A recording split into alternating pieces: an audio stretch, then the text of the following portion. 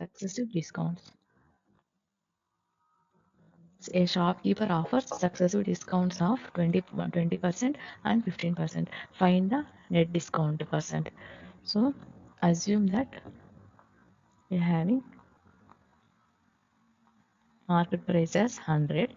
First he gave discount as 20%. Now 100 minus 100 into 20 by 100. Discount means decreasing the value, so minus 5 ones.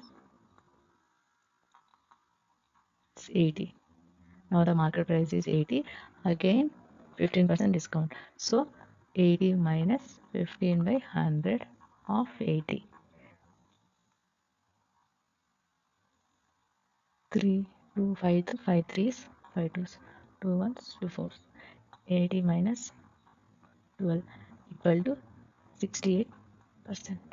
Here we know the starting market price is 100. Now it is 68%. So entire discount net discount is 100 minus 68%, means 32% discount percentage.